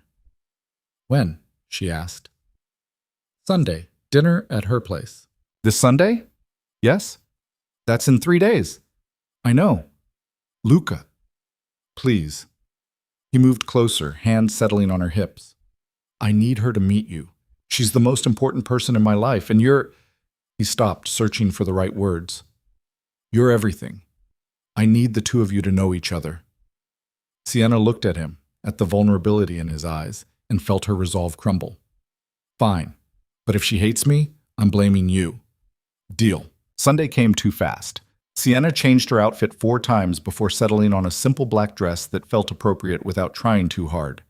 Luca picked her up at 5, and the entire drive to his mother's house in Brooklyn, Sienna's hands were shaking. Relax, Luca said, reaching over to take her hand. Easy for you to say. She's going to love you. You keep saying that. Because it's true. The house was beautiful, a brownstone in a quiet neighborhood that looked nothing like the kind of place Sienna had imagined. There were flowers in the window boxes, a wreath on the door, the kind of warmth that made it feel like a home, not a fortress. Luca let himself in without knocking, and immediately Sienna was hit with the smell of cooking, garlic, tomatoes, fresh bread. Her stomach growled despite her nerves. Ma, Luca called out, we're here. A woman appeared from the kitchen, wiping her hands on an apron. She was small, elegant, with dark hair streaked with gray and eyes that were exactly like Luca's. When she saw Sienna, her face broke into a smile. So this is her, she said, pulling Sienna into a hug before Sienna could even say hello. Finally, I was starting to think my son was making you up. Hi, Sienna managed. It's nice to meet you, Mrs. Moretti. Please call me Angela. Mrs. Moretti makes me sound old. She pulled back, studying Sienna with a look that felt like it saw everything. You're even prettier than he said, Ma, Luca said, but he was smiling. What? I'm not allowed to compliment your girlfriend. You're allowed. You're just embarrassing her. Good. Someone needs to keep you humble. Angela looped her arm through Sienna's. Come, sit. Dinner's almost ready. The dining room was warm and lived in, the table already set for 3. Angela disappeared into the kitchen, and Luca pulled out a chair for Sienna. See, he said quietly. Not so bad? It's been 2 minutes. Still counts. Dinner was exactly what Sienna should have expected. Course after course of homemade Italian food that made everything she'd ever eaten taste like cardboard. Angela talked the entire time, asking Sienna about her work, her family, how she'd met Luca. When Sienna mentioned the pizza delivery, Angela laughed so hard she had to set down her wine glass. Of course he delivered it himself, Angela said, shaking her head. That's exactly the kind of ridiculous thing he would do. I wanted to make sure it was right, Luca said defensively. You wanted an excuse to see her again. That too. Sienna found herself relaxing despite herself. Angela was nothing like she'd expected. She was funny, sharp, and clearly adored her son in a way that made Sienna's chest ache. There was no mention of the business, no veiled references to the life Luca led. Just a mother who wanted to know the woman her son loved. But after dessert, when Luca excused himself to take a phone call, Angela's expression shifted. He told you, she said quietly. It wasn't a question. Sienna's throat tightened. Yes. And you stayed. I did. Angela studied her for a long moment. Why? I don't know, Sienna admitted. Maybe I'm stupid. Maybe I'm in too deep to walk away. Maybe I just... She stopped, trying to find the right words. Maybe I love him more than I'm scared of what he does. Angela nodded slowly. That's a good answer. Is it? It's an honest one. That's more than most people can say. She reached across the table and took Sienna's hand. I'm not going to lie to you. This life is hard. It asks things of you that you'll never be ready for. But if you love him, really love him, then it's worth it. How do you know? Because I've lived it. My husband, Luca's father, he gave me 43 years. 43 years of worrying every time he walked out the door. 43 years of pretending I didn't know things I knew. 43 years of loving a man who lived in 2 worlds. Angela's eyes were bright. And I would do it all over again without hesitation. Sienna felt tears prickling behind her eyes. I'm terrified. Good. You should be. But don't let fear make your decisions for you. Let love do that. What if it's not enough? Then you'll know. But you'll also know you tried. When Luca came back, his mother was pouring more wine, and Sienna was wiping her eyes. He looked between them, suspicious. "What did I miss?" he asked. "Nothing," Angela said lightly. "Just getting to know your girl. Relax, I didn't scare her off." She stood, started clearing plates. "Luca, help me in the kitchen." "I can help," Sienna offered. "You're a guest. Sit." Luca followed his mother into the kitchen, and Sienna heard them talking in low voices. She couldn't make out the words, but she could hear the tone. Angela's firm, Luca's defensive, then both of them laughing. When they came back, Angela hugged Sienna again, longer this time. "You're good for him," she said quietly. "Don't let him mess this up." "I'll do my best. That's all any of us can do." In the car on the way home, Luca was quiet. "What did she say to you?" Sienna asked. "That I better not screw this up or she'll kill me herself." Sienna laughed. "She said the same thing to me." "She likes you." "How do you know?" "Because she didn't ask you 1,000 questions about your intentions. She only does that when she's trying to scare someone off." "Should I be flattered or concerned?" "Both." They drove in comfortable silence for a while. Then Sienna said, "Your mom is amazing." "I know." "Does she worry about you?" "Every day of her life." "How does she handle it?" Luca glanced over at her. "The same way you will. One day at a time." Sienna wanted to ask more, but she didn't. Some things didn't need words. The next few weeks blurred together in a way that felt almost normal. Sienna took on new clients, finished projects she'd been putting off, started to feel like maybe she could balance her life and Luca without losing herself in the process. They fell into patterns. Dinner at his place on Tuesdays, lazy Sundays in her apartment, stolen moments in between when work allowed. But normal was a fragile thing in Luca's world. It shattered on a Thursday in November. Sienna was working late, the kind of late where the city outside her window had gone quiet, and her eyes were starting to cross from staring at the screen. She was about to call it when her phone rang. Marco's name flashed on the screen. She answered immediately, heart already racing. "Hello?" "Sienna?" Marco's voice was tight. "Where are you?" "Home." "Why? What's wrong?" "Stay there. Lock your door. Don't open it for anyone except me or Luca." "Marco, you're scaring me. What happened?" "Just do what I'm telling you. I'll explain when I get there." He hung up before she could ask anything else. Sienna sat there for a moment, phone still in her hand, trying to process. Then she stood, went to the door and locked it, checked the windows, sat back down and tried not to panic. 15 minutes later, there was a knock. "It's me," Marco called through the door. Sienna looked through the peephole, saw him standing there alone, and unlocked it. Marco stepped inside and she saw immediately that something was wrong. His shirt was torn at the shoulder. There was a cut above his eye, and his knuckles were bloody. "What the hell happened?" Sienna demanded. "There was a situation. It's handled." "Where's Luca?" "He's fine. He's dealing with cleanup." "Cleanup from what?" Marco ran a hand through his hair. "Someone made a move against us. Tried to hit one of our shipments. We shut it down, but..." He stopped. It got messy. Sienna felt ice in her veins. "Is anyone hurt?" "No one that matters." The way he said it made her stomach turn. "Marco." "Luca wanted me to make sure you were safe. There's a chance whoever tried this knows about you." "Knows what about me?" "That you're important to him, which makes you a target." Sienna sat down hard on the couch. "This is really happening." "Yeah. Someone might come after me because I'm dating Luca. It's a possibility. That's why I'm here." "For how long?" "Until Luca says otherwise." Sienna wanted to scream, wanted to throw something, wanted to rewind 6 months and never answer her door when Luca showed up with that first pizza. But instead, she just sat there, trying to breathe. "Does he know you're here?" she asked. "He sent me." "Of course he did." Marco sat down across from her. "Look, I know this is fucked up, but Luca's doing everything he can to keep you out of it. I'm already in it. Not like this. Not where it can touch you." "But it can, can't it?" "That's why you're here." Marco didn't answer, which was answer enough. They sat in silence until Sienna's phone rang again. Luca this time. "Are you okay?" he asked the second she answered. "I'm fine. Marco's here." "I know, I sent him. Luca, what's going on? I can't explain over the phone. I'll be there in an hour. You're not hurt? I'm fine. Promise me. I promise. He hung up, and Sienna looked at Marco. This is my life now, isn't it? Sitting around wondering if someone's going to show up and hurt me to get to him? Only if you let it be. What's that supposed to mean? It means you can walk away anytime you want. Luca would let you go if it meant keeping you safe. Would he?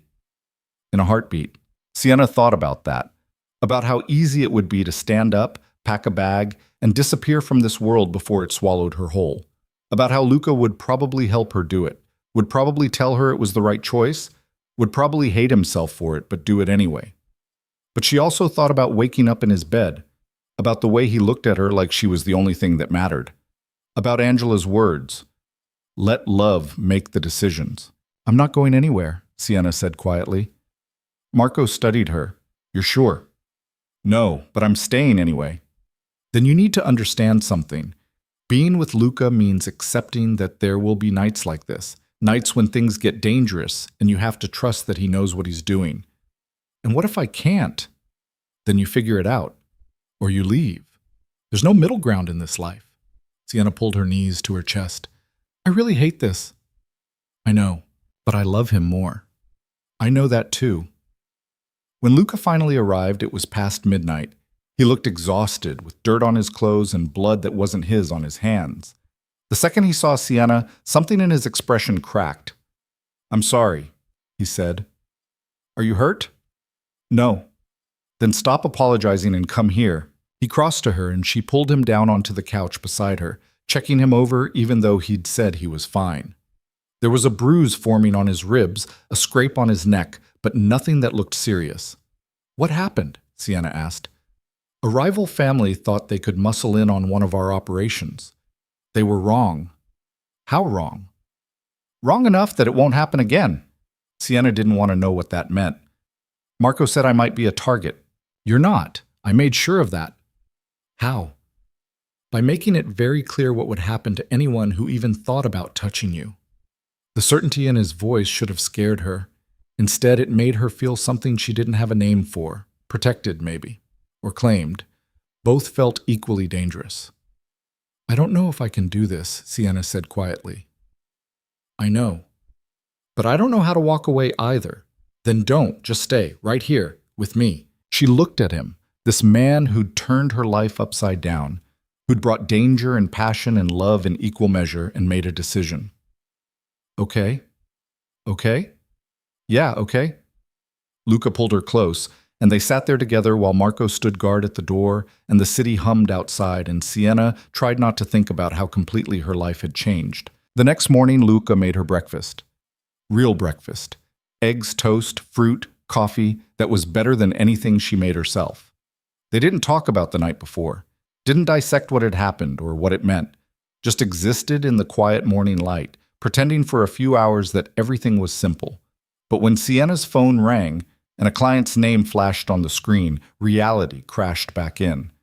"I have to take this," she said. "Go ahead." She stepped into the other room, and the client immediately launched into a rant about changes they needed, deadlines they'd moved up, expectations that had somehow tripled since their last conversation. Sienna listened, made notes, promised things she wasn't sure she could deliver. When she hung up, Luca was standing in the doorway. "You okay?" he asked. "Yeah, just work." "You looked stressed." "I'm always stressed. That's freelancing." He moved closer. "You don't have to do that anymore, you know." "Do what?" "Work yourself into the ground for clients who don't appreciate you. It's how I pay rent, not if you move in with me." Sienna's heart stopped. "What?" "Move in with me. You're here half the time anyway, and this way—" He paused. "This way, I know you're safe." "Luca, I'm not saying you have to quit working. I'm saying you don't have to take every terrible project that comes your way just to make ends meet.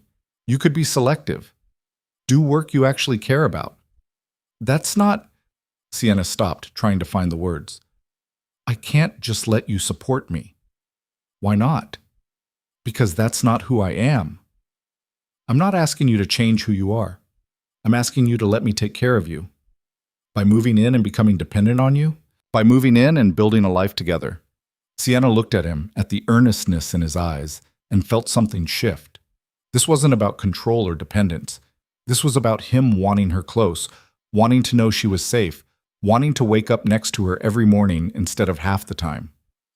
"I need to think about it," she said. "Take all the time you need." But even as she said it, Sienna knew what her answer would be. She moved in 2 weeks later. It wasn't a big production, just a few boxes of clothes, her laptop, some personal things that mattered. Her apartment was a month-to-month lease, and she didn't have much furniture worth keeping. Everything important fit in the back of Luca's car. Marco and Nico helped move her stuff, both of them making jokes about how Luca was finally settling down, how they'd never thought they'd see the day. Luca took it in stride, but Sienna could see the way his expression softened every time she carried another box into what was now their apartment. That night, after everything was unpacked and his brothers had left and they were finally alone, Luca opened a bottle of wine and pulled her onto the couch. "How does it feel?" he asked. "Weird. Good weird. Good weird works." Sienna looked around the apartment, her books on his shelves, her coffee mug in his kitchen, her whole life now tangled up with his in a way she couldn't undo even if she wanted to. "I can't believe I'm doing this," she said. "Regretting it already?" "No, just—" She turned to look at him. 6 months ago, I was ordering pizza alone in my apartment. Now I'm living with the man who delivered it. It doesn't feel real. It's real. How do you know? Because I've never wanted anything to be real more in my life. Sienna kissed him, and he kissed her back, and they ended up in bed with half the boxes still unpacked and wine glasses forgotten on the counter. Later, lying in the dark with his arm around her and her head on his chest, Sienna said, "I love you. I love you too. Even though I'm a disaster who can't cook and works too much and doesn't know how to exist in your world, especially because of that." She smiled against his skin. "You're ridiculous. You're perfect. I'm really not. You are to me." And somehow, in the dark, with the city lights filtering through the window and the sound of his heartbeat steady beneath her ear, Sienna let herself believe it. Living with Luca was nothing like Sienna had imagined. She'd expected tension, friction, the constant negotiation of space and boundaries. But instead, they fell into each other's rhythms like they'd been doing it for years. He made coffee before she woke up. She learned to leave his side of the closet alone because he was particular about how his suits hung. They fought about stupid things, who forgot to buy milk, why she left her laptop charger everywhere except where it belonged, and made up in ways that left them breathless and laughing. The months passed in a blur of normalcy punctuated by moments that reminded Sienna exactly what world she'd chosen. Late-night phone calls that pulled Luca out of bed, meetings in the restaurant's back room that she pretended not to notice, Marco showing up at odd hours with envelopes Luca took without comment. But between those moments, there was breakfast in bed and walks through the city and nights when they stayed up until 3 in the morning talking about nothing and everything. Winter turned to spring, and Sienna started to believe this might actually work. Then came the night that changed everything. It was late April, almost 6 months since she'd moved in. Sienna was working at the kitchen table halfway through a logo redesign for a startup that actually seemed promising when Luca came home earlier than expected. She looked up, ready to smile, and froze. His expression was wrong. Not angry, not worried. Something else. Something that looked almost like fear. "What happened?" Sienna asked immediately. Luca set his keys on the counter with careful precision. "We need to talk." Those 4 words made her stomach drop. "Okay." He sat down across from her, and she closed her laptop, giving him her full attention. "There's a situation," Luca said slowly, "with the family. It's been building for a while, and tonight it came to a head." "What kind of situation?" "The kind where I have to make a choice." Sienna's throat tightened. "What choice?" Luca ran a hand through his hair, and she saw that his hands were shaking. She'd never seen him shake before. "Some of the old guard, my father's generation, they don't agree with how I've been running things. They think I'm too soft, too willing to negotiate instead of—" He stopped.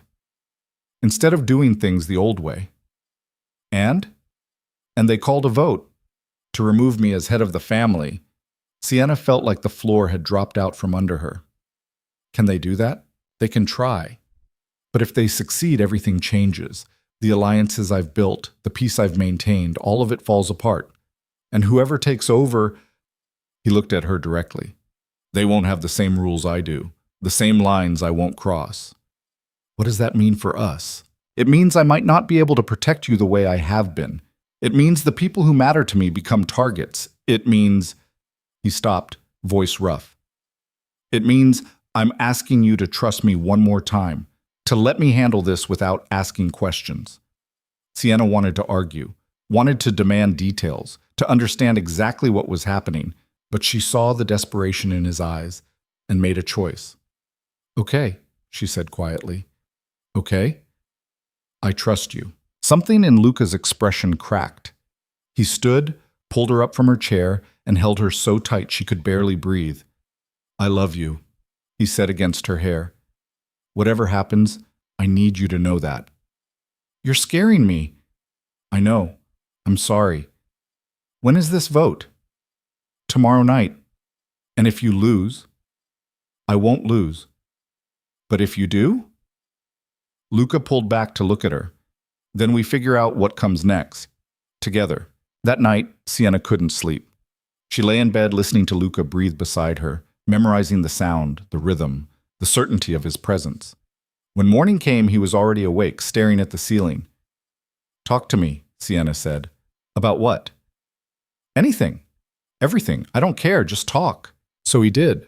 He told her about the first time his father took him to a family meeting, how terrified he'd been at 12 years old, sitting in a room full of men who looked at him like they were measuring him for a coffin. He told her about the day he took over, 22 and furious, and convinced he could do better than the generation before him. He told her about the mistakes he'd made, the people he'd lost, the weight of carrying a legacy he'd never asked for but couldn't abandon. Do you ever wish you could walk away? Sienna asked. Every day. Why don't you? Because walking away means leaving my brothers vulnerable, leaving my mother without protection, leaving everyone who's built their lives around this family without anyone to look out for them. He turned to face her. And because if I walk away, I'm not the man you fell in love with. I'm just someone who ran when things got hard. I would still love you. I wouldn't love myself. Sienna understood that. Understood it in a way she hadn't 6 months ago, when all of this was new and terrifying and incomprehensible. She understood now that Luca wasn't held in place by violence or greed or power. He was held in place by loyalty, by love, by the same thing that kept her here even when logic said she should run. What time is the meeting? She asked. 8. I'll be here when you get back. I know. They spent the day pretending everything was normal. Luca made breakfast. Sienna worked. They went for a walk through Central Park, hand in hand, not talking about what was coming. When evening arrived, Luca dressed in a suit that made him look every inch the man he was, powerful, controlled, dangerous in ways that no longer scared her the way they once had. At the door, he kissed her goodbye like he was trying to memorize the taste of her. Come back to me, Sienna said. Always. And then he was gone. The hours that followed were the longest of Sienna's life. She tried to work and couldn't focus, tried to watch TV and couldn't follow the plot. Finally, she just sat at the window, watching the city lights, waiting. Her phone rang at 10:30. Marco. Is he okay? Sienna answered without saying hello. He's fine. It's done. Did he? He won. It wasn't even close. The old guard tried to make their move, and Luca shut them down so completely they'll never try again. Relief crashed over her so hard she had to sit down. Where is he? Finishing up some things. He'll be home soon. Thank you for calling. He made me promise. Said you'd be worried. He was right. Marco was quiet for a moment. You're good for him, you know that? He's different since you. Better. I don't know about that. I do. We all do. Don't let him mess this up. I'll do my best. When Luca finally came home, it was past midnight. He looked exhausted but triumphant, and when he saw Sienna waiting for him, he smiled. It's over, he said. Marco told me. Did he tell you I made half of them retire on the spot? No. I did. Told them it was time for the old way of doing things to die. That if they couldn't adapt, they needed to step aside. And they just accepted that? They didn't have a choice. I had the votes. I had the support. I had... He stopped, pulling her close. I had something worth fighting for. Sienna kissed him, tasting wine and victory and relief. I'm proud of you. For what? For doing what you had to do without becoming what you didn't want to be. Luca looked at her like she'd just given him something precious. I couldn't have done it without you. Yes, you could have. No, I couldn't. Knowing you were here, waiting for me to come home, that's what kept me from going too far, from becoming the thing they wanted me to be. And in that moment, Sienna understood something she'd been circling for months. Love wasn't about changing someone or fixing them or making them into something they weren't. It was about being the reason they wanted to be better. About giving them something worth holding on to when everything else was trying to pull them under. I love you, she said. I love you too. They stood there in the middle of the apartment holding each other, and Sienna felt something settle in her chest, something that felt like home. The weeks after the vote were different, lighter somehow. Luca seemed more at ease, more present, like he'd been carrying a weight he'd finally set down. He made changes, brought in younger men to replace the ones who'd retired, restructured operations to be less volatile, more legitimate. He was still who he was, still ran the family, but he did it with less darkness hovering over him. And Sienna found her own rhythm. She took on projects she cared about, turned down the ones that made her miserable, built a portfolio she was actually proud of. She made friends with the wives and girlfriends of Luca's associates, women who understood this life in ways Maya never could. She learned to exist in both worlds, the one where she was a freelance designer trying to make it in New York, and the one where she was Luca Moretti's woman, which came with its own kind of power. Summer arrived hot and sticky. Sienna was working from home, music playing, windows open to catch whatever breeze the city offered, when Luca came home in the middle of the day. Why aren't you at the restaurant? She asked, looking up from her laptop. I need you to come somewhere with me. Now? Right now. Luca, I'm in the middle of it can wait, please.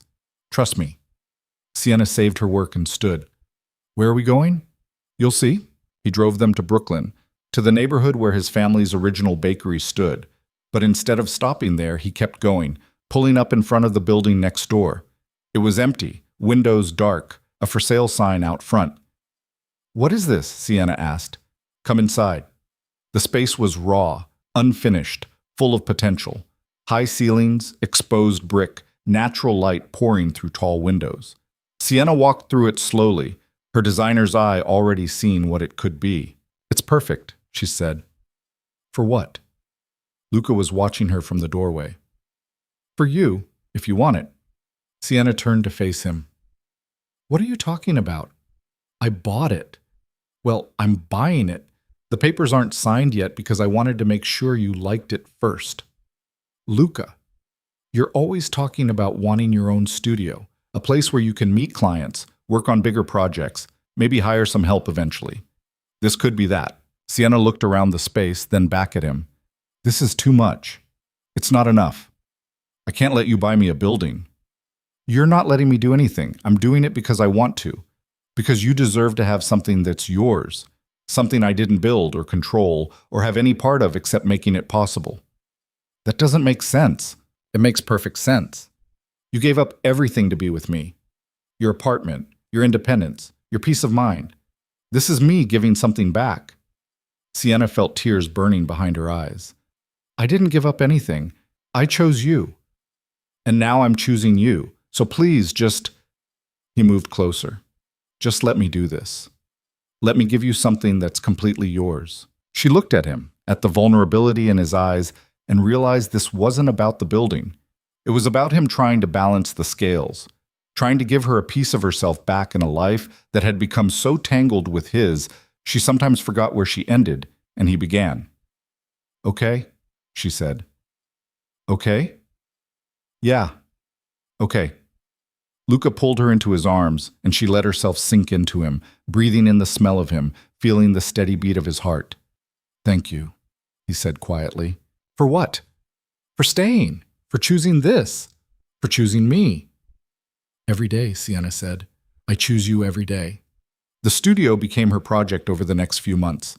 She threw herself into designing the space, turning that raw shell into something beautiful and functional and completely hers. Luca helped when she asked, stayed out of the way when she didn't. By October, it was finished. A bright, open workspace with room to grow, to dream, to build something that mattered. Her first client meeting in the new space was with a nonprofit that wanted to rebrand. It was exactly the kind of work she'd always wanted to do, and sitting across from them in her own studio, Sienna felt something shift. She wasn't just surviving anymore. She was thriving. That night, she came home to find Luca in the kitchen, cooking. The smell of garlic and tomatoes filled the apartment, and soft music played from somewhere. "What's all this?" Sienna asked. "Celebration dinner. For what?" "For you, for your first day in your new studio, for everything." Sienna wrapped her arms around him from behind, pressing her face against his back. "I love you. I love you too." They ate on the couch, plates balanced on their laps, talking about her meeting, his day, the random nothing that made up their life together. And when dinner was finished and the dishes were forgotten and they ended up tangled together in bed, Sienna thought about how far they'd come from that first rainy night delivery. She thought about it again a week later when Luca told her to dress nice. They were going out. "Where?" she asked.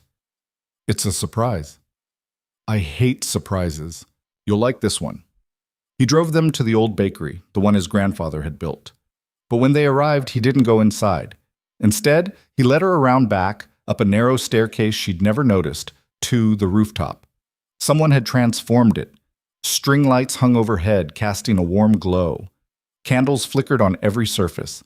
And in the center of it all was a table set for two, flowers spilling over in arrangements that must have cost a fortune.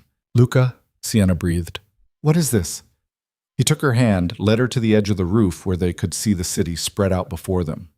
"This is where it all started. My grandfather's dream, my father's legacy, everything that made me who I am. It's beautiful. It's also where I want to start something new."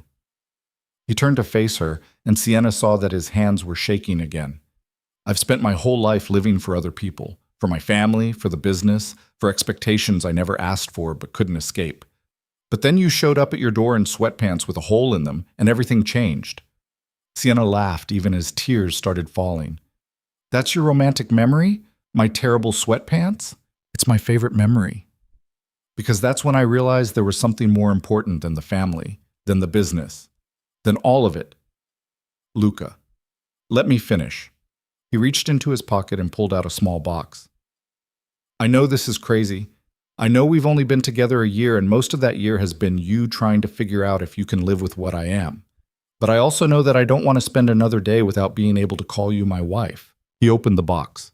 The ring inside was simple, elegant, exactly something she would have chosen. Sienna's breath caught. "Sienna Vale," Luca said, dropping to one knee. "Will you marry me?" She looked at him, this man who'd turned her world upside down, who'd brought danger and passion and love into her life in equal measure. This man who'd given her a studio and his heart and a future she'd never imagined. This man who was so much more complicated than she'd ever wanted, but exactly what she needed. "Yes," she said. "Yes, of course, yes." Luca stood, slipped the ring onto her finger, and kissed her like he was trying to prove this was real. And when they finally pulled apart, both of them were crying. "I can't believe you said yes," Luca said. "I can't believe you asked." "Why not?" "Because 6 months ago I was ready to walk away. I didn't think I could handle this life." "What changed?" Sienna looked at him, at the city behind him, at the life they'd built together from nothing but a pizza delivery and a leap of faith. "I realized that love isn't about finding someone perfect. It's about finding someone worth fighting for. And you're worth every fight." They had dinner on that rooftop, under the stars, talking about everything and nothing, about the wedding they wanted, small, intimate, just the people who mattered, about the life they'd build together, about the fact that nothing would be simple, but it would be theirs. And when Luca took her home that night, ring on her finger, future stretching out before them, Sienna understood something she'd been learning all along. Life doesn't give you what you expect. It gives you what you need, wrapped in packages you'd never choose, delivered by people who scare you and challenge you and make you better just by existing. The wedding happened 3 months later, in January, exactly 1 year after that first delivery. They got married in the same church where Luca's parents had married, where his grandparents had married, where generations of Morettis had promised forever to the people they loved. It was small like they'd planned. Angela, Marco, Nico, Maya, a handful of family members who'd stood by Luca through everything. Sienna wore a simple dress, no veil, no elaborate production, just her and Luca and promises that felt more real than anything she'd ever said. When the priest asked if she took him, she didn't hesitate. "I do." And when Luca slipped the wedding band next to her engagement ring, his hands were steady. Sure, like he'd finally found the one thing in his life he didn't have to doubt. The reception was at the restaurant, of course, the same place where Sienna had first understood the depth of what Luca felt for her. They danced, ate food that made her want to cry, it was so good, laughed at toasts that were equal parts embarrassing and touching. But the moment Sienna would remember forever came late in the night, when most of the guests had left and it was just her and Luca and the people who mattered most. Angela pulled her aside, took both her hands and said, "Welcome to the family, for real this time." "Thank you," Sienna said, "for accepting me, for not what? Judging you? Questioning whether you belong here." Angela smiled. "You belong here because my son loves you. That's the only requirement that matters." "I'm going to make him happy," Sienna promised. "You already do. I can see it every time he looks at you. You gave him something I couldn't. Hope that there's more to life than obligation. That's a gift." Later, when they were finally alone in Luca's car, headed home, Sienna leaned her head on his shoulder and said, "We did it. We did. Are you happy? Happier than I've ever been." "Even though I'm a disaster who still can't cook?" Luca laughed. "Especially because of that." They drove through the city in comfortable silence, and Sienna thought about everything that had brought them here. The fear, the doubt, the moments when she'd been sure it wouldn't work, the moments when it almost hadn't. But they'd fought through it, figured it out, chosen each other every single day. A year later, their life looked nothing like Sienna had imagined and exactly like what she needed. She ran her studio, took on projects that mattered, built something she was proud of. Luca continued leading the family, but he did it differently, with less violence, more negotiation, always coming home at the end of the day. They fought sometimes, about stupid things and serious ones, but they always came back together. They had Friday night dinners at Angela's house, where his mother fussed over them and asked when they were going to give her grandchildren. They had lazy Sunday mornings in bed, Luca making the same margarita pizza he'd brought her that first night, extra basil, thin crust. They had a life that was messy and complicated and completely theirs. And on rainy nights, when the city was quiet and they were curled up together on the couch, Sienna would think about that first delivery, about how she'd opened her door expecting pizza and gotten everything she never knew she needed. "What are you thinking about?" Luca asked one of those nights, catching her lost in thought. "That first night, when you showed up at my door. Best decision I ever made. Delivering my pizza? No. Deciding you were worth standing in the rain for." Sienna turned to look at him. "I was in sweatpants with a hole in them." "I know, it was perfect." "You're insane. And you married me anyway." "I did." "Regret it?" Sienna thought about everything they'd been through, the fear and the doubt and the moments that had nearly broken them, the choices they'd made, the lines they'd drawn, the life they'd built from nothing but faith and stubbornness and love. "Not even a little bit," she said. And she meant it. Because love, she'd learned, wasn't about perfection. It wasn't about finding someone who fit neatly into the life you'd planned. It was about finding someone who made you want to be brave. Someone who showed up in the rain when they didn't have to. Someone who chose you every single day, even when it was hard. It was about pizza deliveries that turned into forever. About opening your door to a stranger and finding out they were exactly who you'd been waiting for. About taking a leap of faith and discovering you could fly. Sienna had spent her whole life playing it safe, staying in her lane, protecting herself from anything that might hurt. And then Luca Moretti had walked into her life carrying a pizza box, and she'd learned that the best things, the real things, the things worth having, were always a little bit dangerous. She'd learned that you can't plan for love, can't control it or predict it or make it fit into neat boxes. You can only choose it every day, in all its messy, complicated, imperfect glory. And she'd choose this, choose him, 1,000 times over. "I love you," Sienna said, curling closer to him. I love you too. Outside, rain started to fall, tapping against the windows in a rhythm that sounded like coming home. And Sienna smiled, remembering. Every time it rained, they would always remember. The delivery that changed everything, the beginning of their story. The moment when two people from completely different worlds collided and somehow, against all odds, made it work. Not because it was easy, not because it was simple, but because it was worth it. And that, Sienna thought, was the only thing that ever really mattered.